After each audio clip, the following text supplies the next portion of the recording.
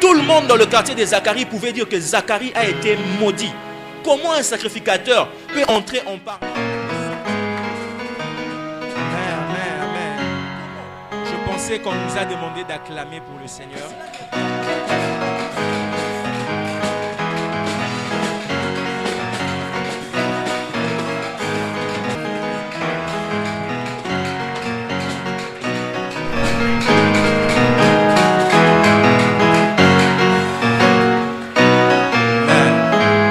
Se rasseoir. Je suis béni de me tenir devant nous ce matin, ce culte de dimanche.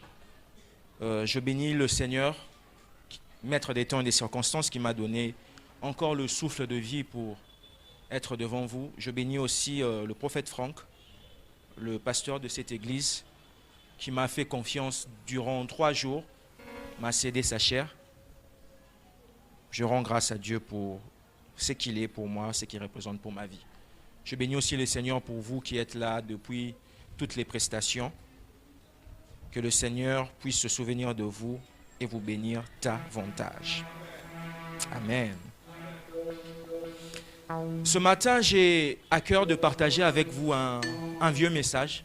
Ceux qui m'ont suivi sur Facebook ont sûrement dû voir que j'ai écrit vieux message. Ce message, il est intitulé « Une glorieuse honte ». Ça a l'air bizarre, hein? C'est paradoxal. Comment une honte peut être glorieuse? Ou comment une gloire peut être honteuse? On va la voir aujourd'hui. Une glorieuse honte. Une glorieuse honte. Ce message, je l'ai eu lorsque j'ai regardé dans mon ordinateur, j'ai vu que le message a été enregistré le 31 mars 2014. Je pense que ça sera pour moi, si pas la 2e fois, la 3e fois de prêcher ce message. J'ai eu ce message dans une période difficile, compliquée de ma vie. Mais ce matin, lorsque le Seigneur m'a mis à cœur de nous le prêcher, je l'ai réélu et je me suis rendu compte que c'était une confession de foi pour moi et que le Seigneur a eu à m'exaucer. Je suis loin d'être encore dans la situation dans laquelle j'étais lorsque j'ai écrit ce message. Mais je crois que ça bénira quelqu'un ce matin. Toute la semaine dernière, nous avons parlé de la gloire de Dieu qui s'élève sur nos vies. Nous avons parlé des choses à faire pour avoir accès à la gloire, des choses à faire pour conserver la gloire. Et plusieurs hommes de Dieu nous ont bénis. Je sais qu'ils nous ont fait du bon travail ici et qui nous ont fortement bénis. Et ce matin, j'aimerais ajouter quelque chose de plus dans ce qu'ils ont eu à dire en ce lieu. Nous développerons principalement 3 textes. Bon, je pourrais ajouter un 4e, mais je le citerai seulement. Nous avons 3 textes principaux. Nous sommes dans Exode 28. Normalement, nous devions lire tout le chapitre pour avoir une idée. Mais faute de temps, ici, nous lirons Exode 28, le verset 2. Ensuite, nous lirons le verset 42 à 43. Exode 28, verset 2, puis verset 42 à 43. Je donne les références pour ceux qui écrivent. Ensuite, nous aurons Habakkuk 2, 1 à 3.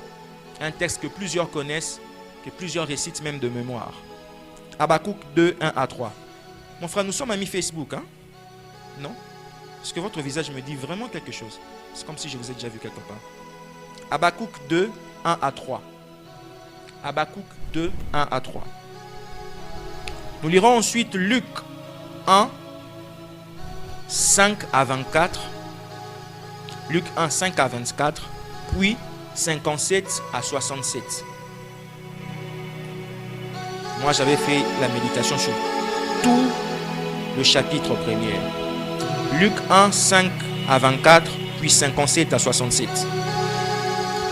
Ensuite, pour finir, nous lirons Hébreux 9, 11 à 12. Hébreux 9, 11 à 12. Une glorieuse honte. Je commence par Exode 28, le verset 2. Je lis dans le précieux nom du Seigneur Jésus. Exode 28, 2 dit ceci. Tu feras à Aaron, ton frère, des vêtements sacrés pour marquer sa dignité et pour lui servir de parure. Tu feras à Aaron, ton frère, des vêtements sacrés pour marquer sa dignité et pour lui servir de parure. Le verset 42 à 43.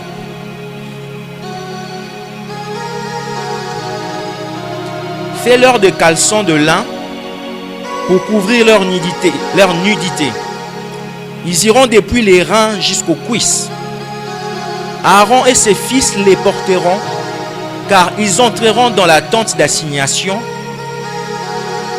où, quand ils s'approcheront de l'autel pour faire le service dans le sanctuaire, ainsi ils ne se rendront point coupables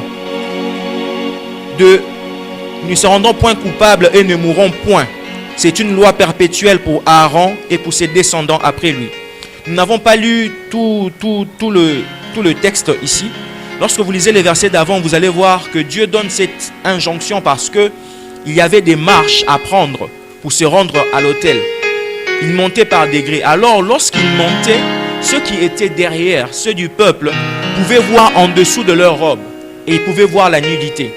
Or, la nudité du sacrificateur était une malédiction pour le peuple, mais aussi une malédiction pour lui-même, le sacrificateur, parce qu'il ne pouvait pas se rendre dans la présence du Seigneur en ayant ses parties intimes exposées.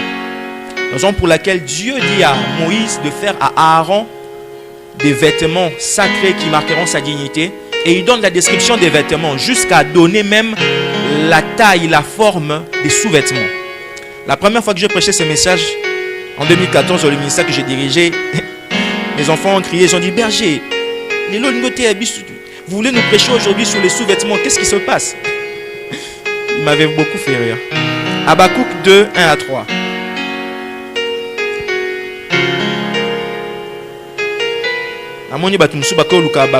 Après Jacques. Bon, continuez au Lucas. Bon, au monde en un jour. Habakkuk 2, 1 à 3. Ah, je commence vraiment à m'efforcer de rester francophone ou un peu anglophone parce que je commence à filmer mes vidéos. Et puis, comme on m'a parlé que je dois aller au Canada, je commence à réorienter mes prédications. Donc, souffrez que je parle de moins en moins lingala, même si j'ai des fois tendance à entrer là-bas. Qui a trouvé Habakkuk? Qui cherche encore? De la génération Android, tout le monde trouve tout. Habakkuk 2, 1 à 3. La Bible dit ceci. J'étais à mon poste et je me tenais sur la tour. Je veillais pour voir ce que l'Éternel me dirait. J'aime beaucoup ce texte. Une grande clé dans le prophétique pour ceux qui cherchent les clés. On voit la parole de l'Éternel. Pour voir ce que l'Éternel me dirait. Et ce que je répliquerai après ma plainte. L'Éternel m'adressa la parole et il dit, écris la prophétie, grave-la sur des tables, afin qu'on la lise couramment. Car c'est une prophétie dont le temps est déjà fixé. Elle marche vers son terme et elle ne mentira pas. Si elle tarde, attends-la. Car elle s'accomplira. Elle s'accomplira certainement. Vous savez, on peut simplement vous lire ces textes et on dit Amen, on part. C'est toute une exhortation. C'est Dieu lui-même qui exhorte. J'aime quand Dieu exhorte. C'est magnifique. Luc 1, 5 à 24. Luc est avant Jean. Hein? Luc, c'est avant Jean. Luc 1, 5 à 24. Je suis un peu fatigué. Nous avons eu 24 heures de prière à la garnison des prophètes, à la retraite de la garnison, juste le vendredi quand je suis rentré. Et j'ai encore quelques séquelles de la fatigue sur moi. Mais je crois que Dieu nous bénira malgré ça. Luc 1, 5 à 24. Je contribue en même temps à ta méditation, toi qui ne médites plus. Luc 1, 5 à 24 dit ceci. Du temps d'Hérode, roi de Judée, il y avait un sacrificateur nommé Zacharie, de la classe d'Abia. Sa femme était d'entre les filles d'Aaron et elle s'appelait Élisabeth. Tous deux étaient justes devant Dieu, observant d'une manière irréprochable tous les commandements et toutes les ordonnances du Seigneur. Ils n'avaient point d'enfant parce qu'Élisabeth était stérile. Et ils étaient l'un et l'autre avancés en âge. Or, pendant qu'il s'acquittait de ses fonctions devant Dieu, selon le tour de sa classe, il fut appelé par le sort, d'après la règle du sacerdoce, à entrer dans le temple du Seigneur pour offrir le parfum. Toute la multitude du peuple était dehors, en prière, à l'heure du parfum. Alors un ange du Seigneur apparut à Zacharie, et s'étant debout à droite de l'autel des parfums. Zacharie fut troublé en le voyant. On est toujours troublé en voyant les anges. Personne ne peut rester calme. Et la frayeur s'empara de lui. Mais l'ange lui dit, ne crains point, Zacharie, car ta prière a été exaucée. Ta femme Élisabeth t'enfantera un fils, et tu lui donneras le nom de Jean. Il sera pour toi un sujet de joie et d'allégresse. Et plusieurs se réjouiront de sa naissance, car il sera grand devant le Seigneur. Il ne boira ni vin, ni liqueur enivrante. Il sera rempli de l'esprit dès le sein de sa mère. Je peux aller même jusqu'à 16. Il ramènera plusieurs des fils d'Israël au Seigneur leur Dieu. On peut baisser légèrement le son du clavier, s'il vous plaît. Légèrement. J'aime beaucoup ce texte. J'aime beaucoup ce texte. Nous sommes dans le verset 57 à 67. Le temps où Élisabeth devait accoucher arriva, et elle enfanta un fils. Ses voisins et ses parents apprirent que le Seigneur avait fait éclater envers elle sa miséricorde. Ils se réjouirent avec elle. Je me rends compte qu'on a sauté un passage avant, mais c'est pas grave. Il y a un moment où Zacharie va douter du message de l'ange Gabriel, et l'ange va déclarer Zacharie muet de ce moment-là. Et ils se réjouirent avec elle. Le 8e jour, ils vinrent pour circoncire l'enfant, et ils l'appelèrent Zacharie du nom de son père.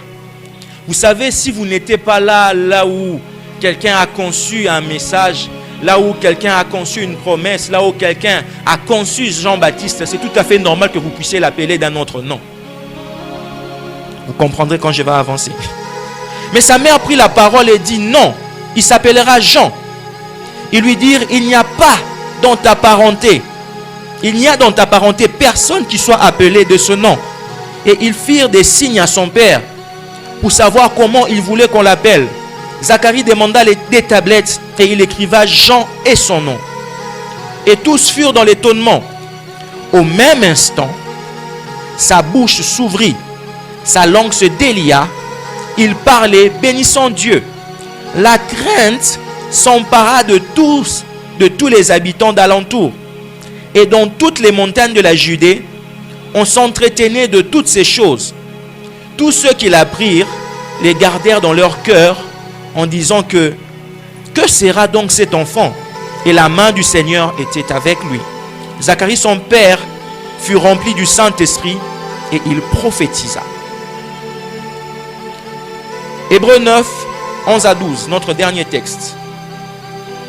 Hébreux 9, 11 à 12. Hébreux 9, 11 à 12. Hébreux, c'est juste après Tite. Hébreux 9, 11 à 12. Tite, un passage qu'on trouve difficilement. Hébreux 9, 11 à 12. Mais Christ est devenu comme souverain sacrificateur, est venu comme souverain sacrificateur des biens à venir. Il a traversé le tabernacle plus grand et plus parfait, qui n'est pas construit de main d'homme, c'est-à-dire qui n'est pas de cette création. Et il est entré une fois pour toutes dans le lieu très saint, non avec le sang des boucs, et de veau, mais avec son propre sang, ayant obtenu une rédemption éternelle. Amen. Qui a été béni par cette méditation? Il y a beaucoup de textes que nous devrions normalement lire, mais je vais les évoquer au fur et à mesure que je vais avancer. Nous devions lire le texte de la résurrection de Jésus, là où Jésus dit à Marthe, à Marie de Magdala, ne me touche pas parce que je ne suis pas encore monté vers mon Père. Nous devions aussi lire Jean 15, là où Jésus dit, il prie, il dit, Père, donne-moi ma gloire, celle que j'avais avant la fondation du monde. Nous devions aussi lire le passage d'Adam, de Genèse, lorsque Adam et Ève transgressent la loi, ils se sentent nus, Dieu les appelle et les couvre de vêtements. Ce terme-là, le couvre des peaux, ce terme-là, en hébreu veut simplement dire gloire. Autrement dit, en hébreu, on dit que Dieu les a couverts de la gloire. Lorsque je vais avancer, nous allons comprendre. Dans l'Ancien, comme dans le Nouveau Testament, le mot honte revient plusieurs fois.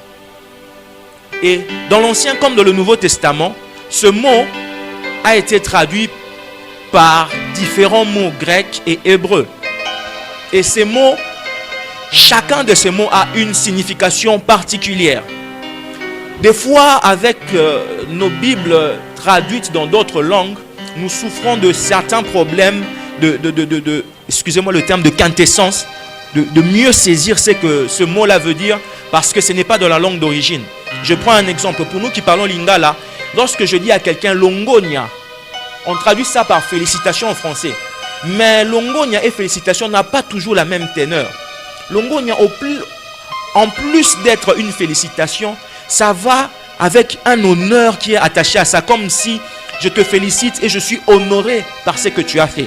Mais en français, on dit simplement félicitations. On ne sent pas trop le poids du mot. C'est des fois aussi, il y a certains mots qui sont comme ça dans la Bible. Il y a des endroits où on traduit simplement par salut, mais lorsque vous allez en hébreu, en grec, on voit que c'est guérison, c'est délivrance, c'est beaucoup de choses rien que par ce mot-là. Et il en est de même avec le mot honte.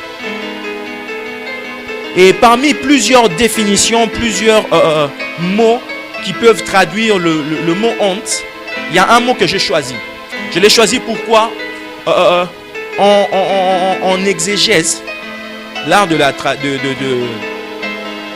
comment on appelle ça, l'art de commenter, de prêcher la Bible, d'interpréter la Bible, voilà. Il y a une règle qu'on doit respecter. On ne peut pas donner un mot, un sens au-delà du premier sens dans lequel ce mot a été utilisé. Autrement dit, le vrai sens d'un mot, c'est celui où il a été utilisé pour la première fois. On appelle ça la règle de la première mention. C'est là qu'on trouve la vraie définition d'un mot. Et lorsque je parcours ma Bible, je vois que la toute première fois qu'on a utilisé le mot honte dans la Bible, c'est lorsque Adam et Ève se sont sentis nus. Et ils ont dit qu'ils avaient honte. Et ce mot-là en hébreu, c'est le mot bouche. On peut lire ça bouche comme George Bush, mais ça s'écrit B-U-W-S-H. Bouche. Bouche est le premier mot qu'on a utilisé par honte. Ce mot-là peut se traduire par honte. Ce mot-là peut se traduire aussi par tarder ou retarder. Ainsi, je comprends par là que l'attente de l'accomplissement d'une promesse est aussi une honte. La période où on attend l'accomplissement de quelque chose, la réalisation de quelque chose, c'est aussi une honte. Et bouche là veut aussi dire honte ou humiliation de la part de ceux qui sont déshonorés par un acte posé par une autre personne. Par exemple, un père peut porter la honte de ce que sa fille l'a déshonoré en portant une grossesse avant le mariage. Et je comprends que le fait d'attendre, le fait de retarder quelque chose constitue une honte pour la personne qui attend la chose. Et c'est dans cette situation que s'est trouvé les principaux personnages du livre du premier chapitre du livre de Luc. Zacharie et sa femme Élisabeth, qui étaient des descendants de Lévi, de Aaron. Zacharie était descendant de Lévi et Élisabeth était descendant direct d'Aaron. Ils étaient irréprochables selon la loi de Dieu. La Bible dit qu'ils étaient irréprochables et qu'ils s'acquittaient de toutes les exigences de la loi. Mais bizarrement, il y avait une situation honteuse dans la vie de Zacharie. Sa femme était stérile. Et on dit qu'ils étaient déjà avancés en âge. Avancés en âge. J'imagine qu'ils devaient être peut-être dans la 80e ou dans la 70e. En tout cas, ils avaient déjà dépassé le stade où l'espoir d'une prochaine grossesse était dépassé. J'imagine pas la douleur que Zacharie avait. Étant que souverain sacrificateur, il avait sûrement des moments où on lui amenait des enfants dans le temple pour dédier les enfants à Dieu. J'imagine comment il portait ses enfants et bénissait ses enfants alors que lui-même n'a pas d'enfant. J'imagine peut-être qu'un jour, Dieu a pu donner un enfant à une femme au travers de la prière de Zacharie, comme il a fait avec Anne et le sacrificateur Élie. Mais lui-même continuait de ne pas avoir d'enfant. Et lorsqu'il s'examinait, il remarquait qu'il n'avait aucun problème. Lorsqu'il s'examinait, il remarquait qu'il était droit devant Dieu. Il n'y avait aucune malédiction qui pesait sur lui. Il n'y avait aucune raison pour que Dieu ne puisse pas le bénir par un enfant. Mais cet homme vivait continuellement dans la honte de ne pas avoir d'enfant. Et un jour, comme d'habitude, on l'a tiré au sort. Je pourrais avoir de l'eau s'il vous plaît. On l'a tiré au sort et on a demandé à ce qu'il puisse aller offrir des parfums. À ce qu'il puisse aller adorer dans le temple, dans la présence de Dieu. Une fois qu'il se tient là, un ange de Dieu lui apparaît. C'était Gabriel. Merci. Celui qui se tient dans la présence de Dieu lui apparaît pour lui parler.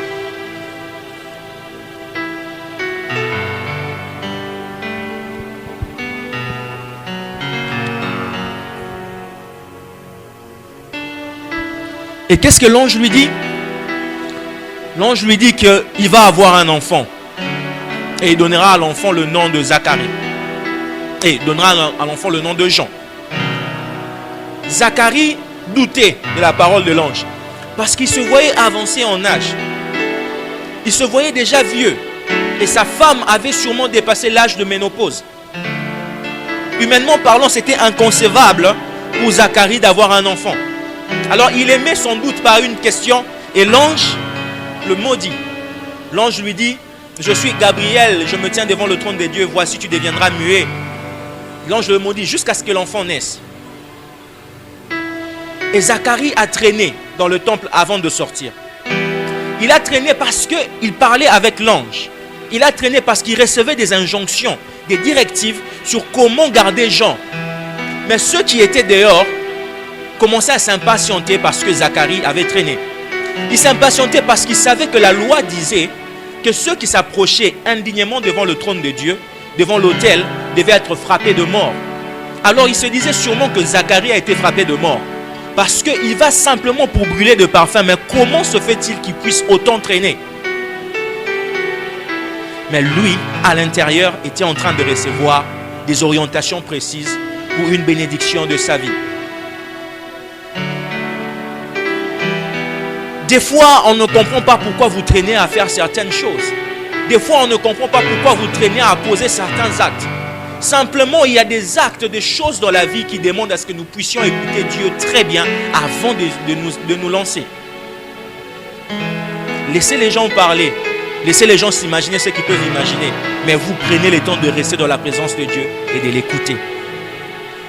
J'ouvre juste une parenthèse pour dire, je ne comprends pas. C'est devenu une maladie courante dans cette génération. Je pense que c'est beaucoup plus dû à un sentiment d'être vu comme exceptionnel. Beaucoup de jeunes disent, moi j'ai rencontré un ange m'est apparu, un ange a fait ceci, cela. Mais nous ne voyons rien de concret comme impact dans leur vie. Est-ce qu'ils ont réellement rencontré des anges ou pas? Toutes les personnes de la Bible qui ont rencontré des anges, il y a eu des choses qui ont changé. Je referme la parenthèse. Peut-être qu'ils sont dans la situation de Zacharie et que je les juge trop. Alors, lorsque Zacharie sort du temple, Zacharie sort et le peuple attend que Zacharie dise un mot. Ils se rendent compte que Zacharie ne dit rien. Zacharie rentre chez lui, il enlève les vêtements sacerdotaux. On le rencontre dans la rue, Zacharie ne dit toujours rien. Ils se disent non, sûrement qu'il a eu une vision lorsqu'il était en train d'offrir et il est encore frappé de frayeur. Ça va passer. Un jour passe, 2 jours, 3 jours, 4 jours, 5 jours, 1 mois, 2 mois, 9 mois, ou je peux même dire 8 mois, Zacharie ne parle toujours pas. J'imagine que si c'était à Kinshasa, le bruit allait courir. Ils allaient dire sûrement Zacharie a été frappé par Dieu. Maintenant nous comprenons pourquoi il est stérile. Maintenant nous comprenons pourquoi ils n'ont pas d'enfants. Parce qu'on ne peut pas entrer dans la présence de Dieu indignement et sortir comme ça. Dieu frappe toujours. Dieu l'a rendu muet parce qu'il est entré dans sa présence avec des indignations. Il est entré indignement dans la présence de Dieu. Voici pourquoi Dieu l'a frappé. Mais Zacharie en réalité était sorti avec une promesse de Dieu. Zacharie n'était pas sorti avec une malédiction, il était plutôt sorti avec une bénédiction. Vous savez, il y a de ces personnes, lorsque vous les regardez, vous vous rendez compte qu'il n'y a même pas moyen de pronostiquer une quelconque gloire de Dieu sur leur vie. Mais dans le secret, ils sont porteurs d'une grande gloire. Vous les regardez comme ça. Vous ne pouvez même pas imaginer que Dieu puisse faire une chose X ou Y avec eux. Mais eux sont porteurs de grandes choses. J'aimerais vous dire de ne pas regarder comment les hommes vous regardent, mais de plutôt regarder comment Dieu vous regarde. Tout le monde dans le quartier de Zacharie pouvait dire que Zacharie a été maudit. Comment un sacrificateur peut entrer en parlant mais sortir muet? Comment? Et cela n'a pas duré un jour, mais 9 mois. 9 mois durant. Il ne pouvait même plus offrir parce qu'il avait un défaut. Ceux qui avaient un défaut physique ne pouvaient pas offrir. Et comment tu peux être sacrificateur alors que tu es muet? Tu parleras comment? La gloire dans la vie de Zacharie lui a apporté la honte. Alors qu'il cherchait la présence de Dieu pour qu'il puisse avoir une bénédiction par rapport à ce qu'il y avait comme problème devant lui, lui il a eu une malédiction. Plusieurs personnes sont comme ça de nos jours. Ils ont reçu de grandes promesses de la part de Dieu. Des très grandes. Mais malheureusement, dans leur vécu quotidien, ils ne sont que continuellement dans la honte. J'ai écrit ce message lorsque j'étais encore étudiant en dernière année. Ma vie était loin d'être ce qu'elle est aujourd'hui. Je me souviens encore qu'il y avait une sœur du GEC à qui je faisais la cour qui m'a dit: qu'est-ce qu'on va manger nous deux? On va manger l'argent des offrandes. J'ai dit: maman, j'ai des promesses. Il dit: papa, tu as ma promesse. Il allait se marier avec un banquier de la DCC. Mais aujourd'hui, la sœur a perdu son ministère. La personne ébranamiste et la sœur était une prophétesse. Elle prophétisait fortement, mais elle porte maintenant de longues robes et des trucs sur la tête. Son ministère est détruit complètement. Il y a plusieurs personnes à qui Dieu a fait plusieurs promesses. Dieu leur a dit qu'ils seront des grandes personnes, des grandes personnalités dans ce pays. Mais ces personnes-là vivent continuellement dans la honte. Ces personnes-là n'ont même pas un bon rendement académique. Comment je peux être une grande personnalité alors que n'a fait rien à l'université? Il y a des personnes à qui Dieu a dit: tu seras un grand prophète, tu es un voyant. Depuis qu'il a commencé à se tenir devant les gens, il ne voit rien, même pas le loso, rien. Hors service. Pas de réseau. Des gens à qui Dieu avait dit: tu as un puissant ministère de guérison. Mais depuis qu'il a commencé à imposer les mains, personne n'a jamais été guéri. Même pas la grippe a été chassée. Et lorsque j'écrivais ce message, j'avais une promesse sur la guérison divine. Mais moi-même, j'étais cardiopathe à l'époque. J'avais une promesse d'être grand dans le prophétique. Mais Dieu ne me parlait que par des songes. Mais je savais que Dieu allait m'emmener quelque part. Ce que Dieu a dit et ce que vous vivez ne coïncident pas. Vous ne savez même pas si vous êtes dans la gloire de Dieu ou pas. Les gens ne font que vous mépriser par rapport à ce qu'ils voient. Les gens ne font que vous mépriser par rapport à ce par quoi vous passez. Mais j'aimerais vous dire comme Dieu a dit à Habakkuk: attends-la. Attends-la, car elle s'accomplira. elle s'accomplira certainement. Vous savez pourquoi Dieu avait dit à Habakkuk d'écrire la prophétie afin qu'elle soit lisible? C'est pour que tout le monde sache ce que Dieu a dit sur leur vie. Et lorsque Dieu accomplira cette promesse, pour qu'on voie qu'il est juste et fidèle. Ce que Zacharie était loin de ce que Dieu avait dit. Il était père. Et on disait que son fils allait apporter beaucoup de choses. Il allait être grand. La main de Dieu allait être sur lui. Mais Zacharie était muet, méprisé de tous. Il arrive le moment de la grossesse, de l'enfantement. Sa femme accouche. Et les gens qui n'étaient même pas là lorsque Zacharie recevait la vision, les gens qui n'étaient même pas là lorsque Zacharie recevait les promesses de la part de Dieu, viennent donner un autre nom à son enfant. Les gens qui n'étaient même pas là avec toi lorsque Dieu te disait que tu seras à la tête d'une grande église, viennent commencer à dire Eza Loyenge, c'est un mouvement des jeunes. Les gens qui n'étaient même pas là avec toi lorsque Dieu te disait Nanzela Oteka Makaya Bouana, tu auras une grande poissonnerie, viennent te dire pourquoi tu es descendu si bas. Les gens qui n'étaient même pas là avec toi lorsque Dieu te faisait une promesse X ou Y, donneront toujours un nom à ce que tu vas accoucher. Plusieurs personnes se sont moquées de moi, m'ont dit tu es en train de perdre ton temps en suivant toutes ces anciens revivalistes qui sont morts. Qui t'a dit qu'ils vivaient les miracles chaque jour de leur vie? Des fois ça s'est passé 1 année, 2 ans, 3 ans sans qu'ils vivent un miracle de leur vie. Mais moi je savais ce que Dieu m'avait dit. Je continuais de le chercher. Je continuais de célébrer Dieu par rapport aux personnes qui ont déjà vécu des miracles.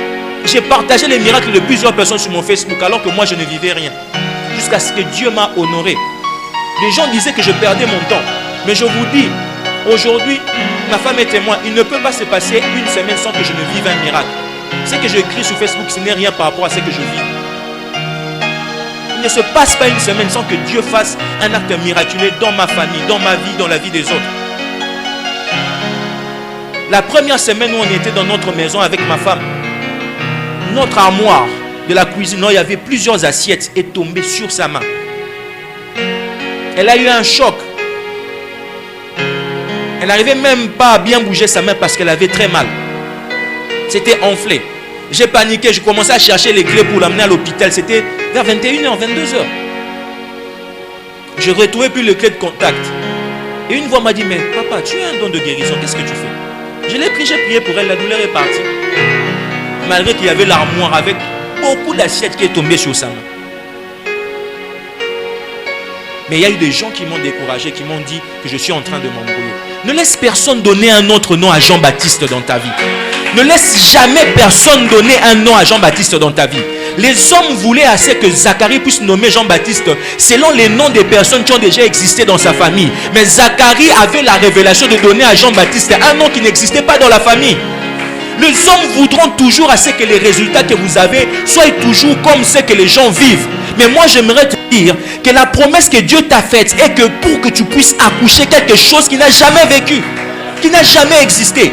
Aujourd'hui, les hommes commencent à normaliser des choses qui ne devaient même pas être normalisées. Aujourd'hui, les gens disent que non, nous sommes trop dans le prophétique, trop dans la révélation, trop dans les miracles, trop dans les principes. Soyons humbles, soyons simples.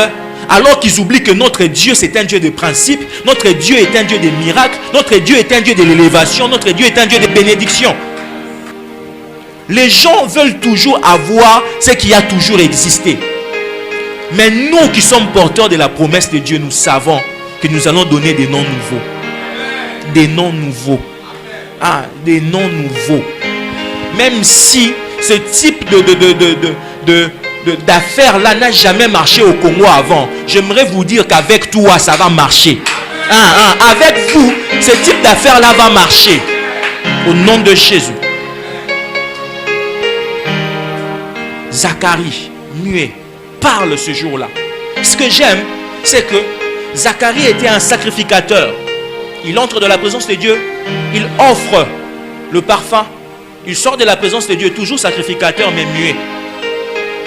Bizarrement, lorsque Jean-Baptiste naît, Zacharie, non seulement il rentre comme il était avant, un sacrificateur qui parle, Mais en plus, Zacharie a été doté d'un don de prophétie. On dit que Zacharie prophétisa. J'aimerais te dire que ce que tu vas accoucher, malgré la honte que tu as traversée, non seulement ça va te redorer, te ramener dans une situation initiale qui était bonne, mais ça va encore ajouter autre chose dans ta vie.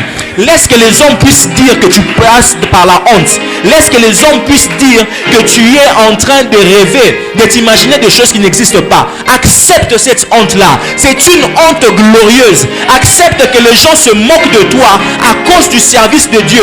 Accepte que les gens se moquent de toi parce que tu as passé ta vie tout entière dans le service de Dieu. Le Seigneur te rémunérera.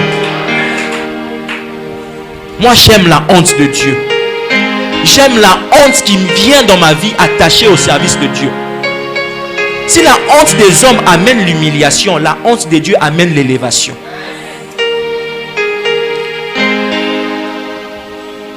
Zacharie, stérile, il entre dans la présence de Dieu, il en sort muet. Mais lorsque la promesse s'accomplit, Zacharie devient père d'un grand prophète. Zacharie lui-même prophétisa. Et tous ceux qui se moquaient de lui sont venus. Le bruit a couru partout, jusque dans les montagnes de Judée. On a dit qu'une grande chose vient de se passer. Ces mêmes personnes-là qui se moquaient de Zacharie, Dieu a commencé à les rassembler, les appeler un à un pour voir les résultats de Zacharie. C'est ce que David appelle dresser une table en présence de mes ennemis. Vous savez, il y a certaines bénédictions qui arrivent dans votre vie. Dieu fait que ça puisse faire du bruit. Même quand vous ne le voulez pas, Dieu fait que ça puisse faire du bruit, afin que tous ceux qui se sont moqués de vous commencent à venir un à un et contempler de leurs propres yeux la réalisation de la promesse de Dieu. Ils sont tous venus, tous ceux qui se moquaient de lui. Et ils ont commencé à voir. Les âmes de bois. Oh, j'aime beaucoup comment Dieu a visité la famille d'Élisabeth. Ça ne s'est pas seulement arrêté là. C'est allé même chez sa cousine, Marie. Vous savez, il y a certaines malédictions familiales, mais lorsque Dieu décide de se lever, il peut aussi déverser sur vous une bénédiction familiale. Par vous, la bénédiction entre mains, vous vous rendez compte que ça commence à contaminer les gens de la famille. Vous êtes bénis, mais les autres aussi commencent à être bénis en cascade, en désordre. Des fois même bénis plus que vous. Moi, je crois qu'il y a aussi des bénédictions familiales. Il y a des bénédictions familiales, des esprits de poursuite des richesses. Il y a des liens de bénédictions. Oh, des maladies familiales. Il y a aussi des guérisons familiales. Ça commence par vous, ça prend papa, maman, les enfants, les cousins, les cousines, tout le monde. Zacharie est béni. Élisabeth est bénie. Mais bizarrement, quelque chose se passe. Le même ange qui avait visité Zacharie et Élisabeth, alors que Élisabeth était à son 6e mois, alors que les gens étaient en train de parler, d'insulter Zacharie, de se moquer du fait qu'il est devenu muet, ce même ange-là fut envoyé à une cousine à Élisabeth, Marie. Et cet ange lui donne encore un message. Toujours du même type. Tu enfanteras un enfant, il sera grand, il sera ceci, cela, on lui donnera tel nom. Mais Marie était encore pire qu'Élisabeth. Marie n'était pas encore mariée. Marie était fiancée à Joseph. Mais on se rend compte qu'un matin, cette jeune fille-là qui allait puiser de l'eau, cette jeune fille-là qu'on envoyait, un bon matin, elle se lève avec un gros ventre. Maman, aujourd'hui, mi wapi.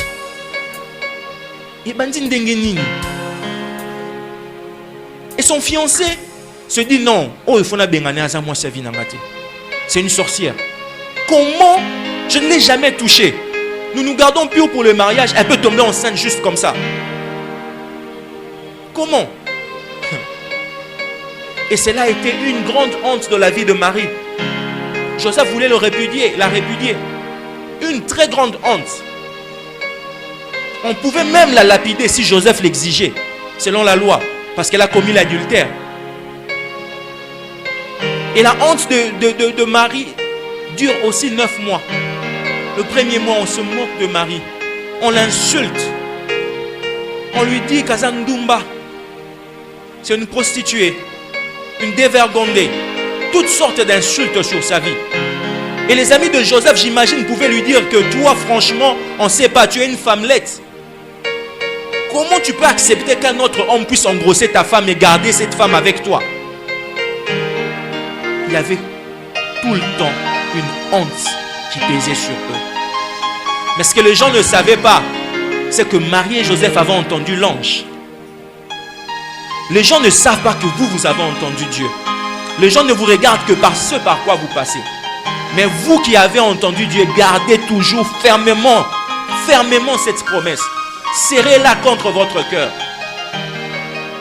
Le 9e mois, Marie accouche. Les gens ont entendu des bruits bizarres. Du genre que lorsqu'on est allé présenter cet enfant-là dans le temple, une grande prophétesse vient pour dire que c'est cet enfant qui va libérer Israël. Oh, l'enfant de la dévergondée, c'est cet enfant qui va délivrer Israël. Quelques jours après ou quelques mois après, se rendent compte encore que des rois, des mages, des gens qui sont versés dans la science et dans la richesse, font le voyage depuis l'Orient pour venir jusque là lui offrir de l'or, de l'encens.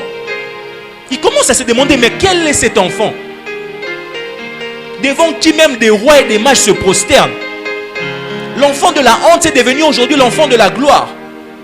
Et ça ne s'arrête pas là. L'enfant grandit. Il accomplit des signes et des prodiges.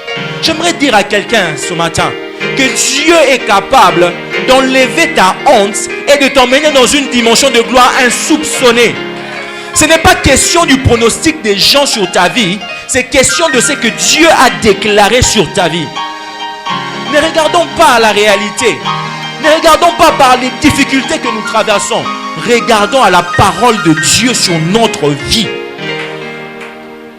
Acceptons la gloire qu'elle nous apporte. Car au bout, acceptons la honte qu'elle nous apporte. Car au bout, il y a une grande gloire qui nous attend. Une grande gloire qui nous attend. Et ça ne s'arrête pas là. Cet enfant accomplit des grandes choses. Tellement que cet enfant accomplit des grandes choses, les gens même commencent à dire, n'est-ce pas Jésus le fils de Joseph? Alors qu'au début, ils savaient que cette grossesse-là n'était même pas de Joseph, mais comme ils identifiaient comme Jésus le fils de Joseph. Il y aura des temps où on dira, on appellera même plus cette compagnie-là par son nom, mais on dira la compagnie de Luigi, la compagnie d'Adassa. Parce qu'alors que je parle, lorsqu'Adassa a levé sa main, j'ai vu on a écrit compagnie sur sa main. Dieu vous donnera des sociétés. On ne dira plus je vais à Landsman's House, mais on dira je vais chez le prophète Franck. On ne dira plus je vais à X ou Y, mais je vais chez monsieur A ou B. La chose deviendra maintenant une référence attachée à toi. Alors qu'avant on disait c'était la dévergondée, alors qu'avant on disait que c'était les muets, mais après on dira c'est Jean-Baptiste, le fils de Zacharie. J'aimerais dire à quelqu'un ce matin, peu importe les choses par lesquelles tu passes, même si ça t'a rendu muet, même si ça t'empêche de parler devant les gens parce qu'on te néglige, j'aimerais te dire que Jean-Baptiste arrive. Ah, Jean-Baptiste arrive. Même si dans ton quartier on te traite de dévergondé ou de je ne sais quoi, j'aimerais te dire que Jésus arrive. Mais j'aime beaucoup la dimension de Jésus parce qu'elle est beaucoup plus grande que la dimension de Jean-Baptiste. Pourquoi? Parce que la dimension de la honte de Marie était beaucoup plus grande que la dimension de la honte d'Élisabeth. Il devait aussi avoir un enfant qui est beaucoup plus grand que l'enfant d'Élisabeth. Si Dieu t'amène de plus en plus dans la profondeur, dans l'humiliation, c'est qu'il s'apprête de t'élever de plus en plus. La main de Dieu est comme un ressort. Plus on appuie, plus on sera propulsé. Laisse Dieu t'enfoncer. Laisse Dieu te mettre par terre encore et encore, parce qu'il est prêt à te propulser, à t'élever. Comme je disais, ça ne s'arrête pas là. Jésus a accompli des signes, des prodiges et tout ça. Mais cette chose-là, ou cette honte-là, c'était comme si ça les poursuivait. Mais moi j'aime lorsque l'ennemi me poursuit. J'aime lorsque l'ennemi me fait du mal. Je sais que juste après, Dieu m'élève. Dieu me lève juste après. Comme Nicolas, ça fait longtemps que j'ai eu des attaques ou des ondes sur ma vie, ça commence même à m'inquiéter. Mais je sais que quand ça va arriver, Dieu va encore m'élever. Et qu'est-ce qui se passe? On trahit Jésus par Judas en le vend aux principaux sacrificateurs qui vont chez les Romains. Il y a eu ce qu'il y a eu et on l'a crucifié. Quelque chose que nous devons savoir, c'est que les Romains ne crucifiaient pas les gens avec un caleçon comme nous le voyons dans le film. Dans le film, on le fait par pudeur. Les Romains crucifiaient les gens nus. Donc Jésus, du haut de ses 32 ans, était crucifié nu, complètement nu. Quelle honte! Non mais quelle honte! Lui, qui était plus grand que Moïse et Aaron et Jean-Baptiste, que tous les sacrificateurs réunis, crucifié nu. Lui, qui est le créateur de toutes les choses. Lui qui est même le créateur de l'eau, qui a marché sur l'eau, mourait de soif sur la croix. Et à la place de l'eau, on lui donne des vinaigres. Lui qui est le chef de l'armée la plus puissante de l'univers, de toutes les créations réunies, a été battu par des soldats. Alors qu'il était capable d'appeler 12 légions d'anges. Vous imaginez le degré d'humiliation. Lui, le créateur, a été giflé par la créature. On lui a craché dessus.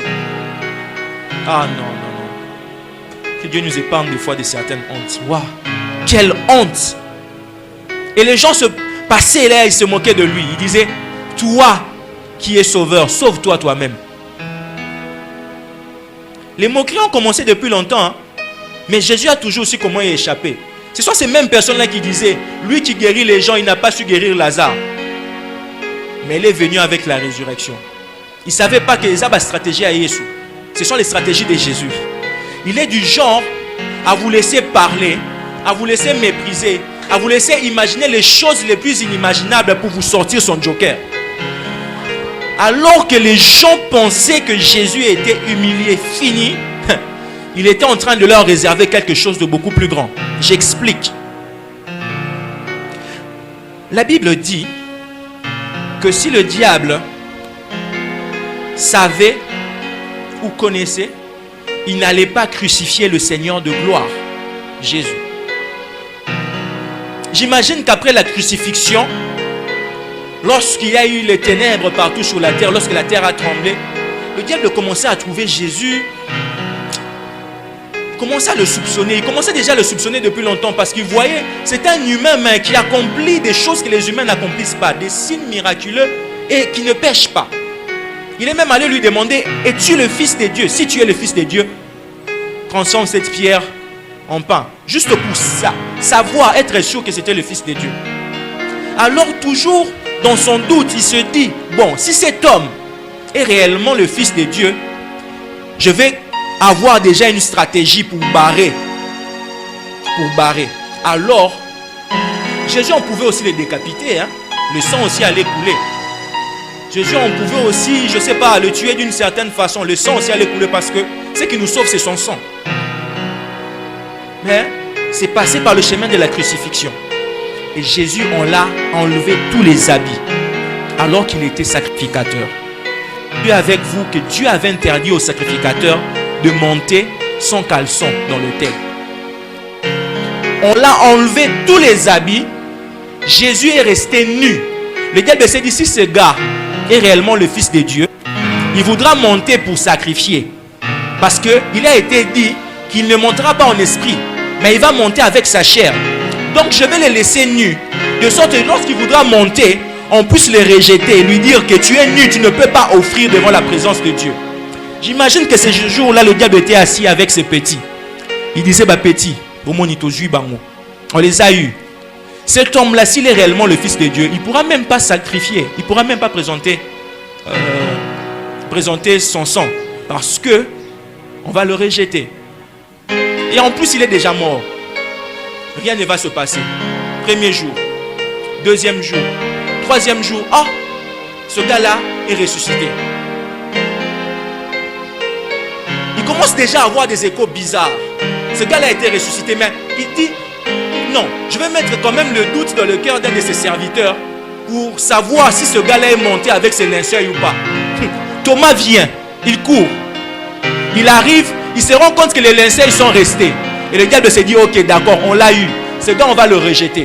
Mais bizarrement, Jésus, même avant de monter, parce que le diable ne sait pas tout, il s'arrange assez que son camp puisse quand même avoir des échos. Ce jour-là, la Bible dit que lorsque Marie de Magdala et les autres femmes arrivèrent, ils ont trouvé un jardinier habillé d'un habit blanc en train d'arroser et de façonner le jardin. Je me demande, mais ces jardiniers-là, il a eu les habits où? Où est-ce que Jésus a eu ses habits? Alors qu'on l'a crucifié nu et il a laissé les linceuls dans la tombe. Mais lorsqu'il sort de la tombe, il sort habillé d'un habit blanc. Cet habit-là, c'est simplement la gloire qu'il avait depuis le commencement du monde. Lorsqu'il a prié, il a dit, Seigneur, donne-moi la gloire que j'avais auprès de toi depuis la fondation du monde. Je nous ai expliqué ici que la peau qu'on avait recouvert Adam et Ève peut aussi être traduite par gloire. Dieu les avait revêtus d'une certaine gloire. Lorsque Jésus, qui est le second Adam, vint le péché. Adam d'ailleurs, il a commis le péché, mais Dieu lui a revêtu d'une certaine gloire. Mais lui, le second Adam, que dis-je, le dernier Adam, lorsqu'il a vaincu le péché, Dieu lui a donné un habit de gloire beaucoup plus supérieur. Et il est monté en haut à présenter le sacrifice. J'aimerais dire à quelqu'un ce soir, peu importe les barrières que l'ennemi peut mettre devant toi, peu importe les barrières et les blocages, Dieu trouvera toujours une situation pour te faire passer de là. Le diable s'attendait à ce que le sacrifice de Jésus soit rejeté. Mais Jésus avait quelque chose en réserve. La croix qui était le lieu de dépouillement pour Jésus, la croix qui était le lieu d'humiliation, le lieu où on l'avait enlevé de tous ses habits, en réalité n'était qu'un vestiaire pour qu'il puisse changer d'habit. J'aimerais te dire, le même endroit là, dans lequel le diable t'humilie, le même domaine là, dans lequel le diable te combat, c'est le domaine dans lequel Dieu va beaucoup t'élever. J'ai beaucoup été malade dans ma vie, j'ai beaucoup souffert. Il n'y a personne qui a été autant hospitalisé dans ma famille que moi. Mais aujourd'hui, il y a aussi personne que Dieu utilise autant de la guérison divine que moi dans ma famille. J'aimerais te dire, le domaine dans lequel le diable te combat est un signe que Dieu va beaucoup t'élever dans ce domaine-là. Oui, c'est une gloire d'avoir la honte d'être pauvre. Oui, c'est une gloire d'avoir la honte d'être malade. Oui, c'est une honte. C'est une gloire d'avoir la honte de passer par ceci ou par cela. Tant que je sais ce que Dieu m'a dit, je sais qu'il va m'élever. Je sais que sa gloire tombera sur ma vie. Que le Seigneur bénisse sa parole.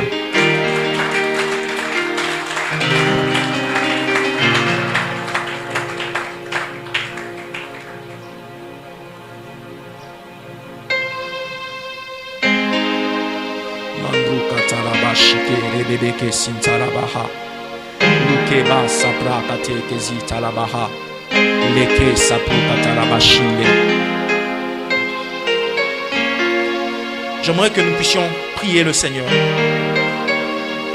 Comme je vous l'ai dit, je n'aime pas mettre les mots dans la bouche des gens. Mais j'aimerais que chacun de nous puisse parler au Seigneur selon ce qu'il a compris, selon la portion qu'il a reçue. Parlons au Seigneur. Parlons au Seigneur.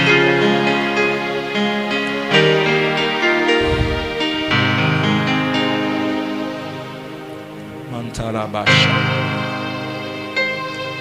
Mantalabasha. Lekatalabasote. Ekaboshinde kerebosia.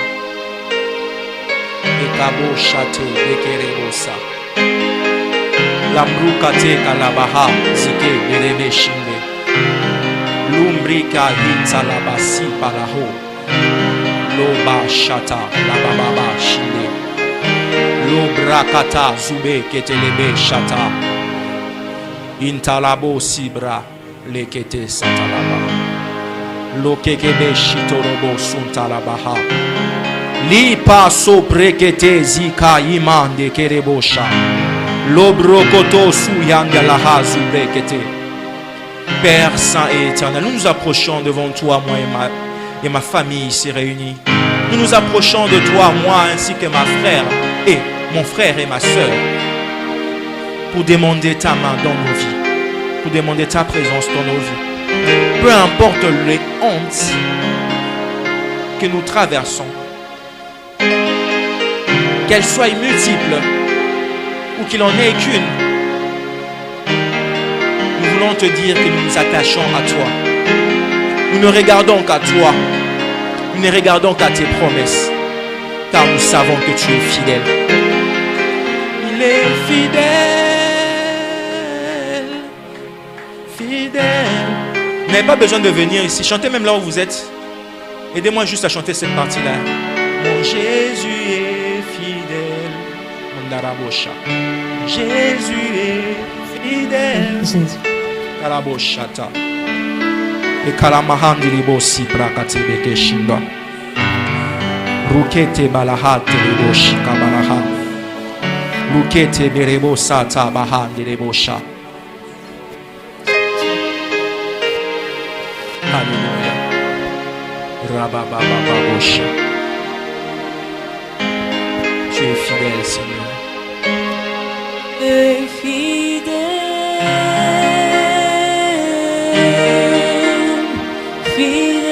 Si vous connaissez ce chant, chantez-le avec nous. Dieu est fidèle. Il est fidèle. Fidèle. La Bible dit que fidèle est un autre de ses noms. Jésus est fidèle. Mantarabosha. Jésus est fidèle. Mantarabashikabarababababosha. Jésus est fidèle. Oh, tu es fidèle, Seigneur. Tu es fidèle, tu es fidèle. Jésus est fidèle. Je ne regarde pas ma honte, je regarde à ta fidélité.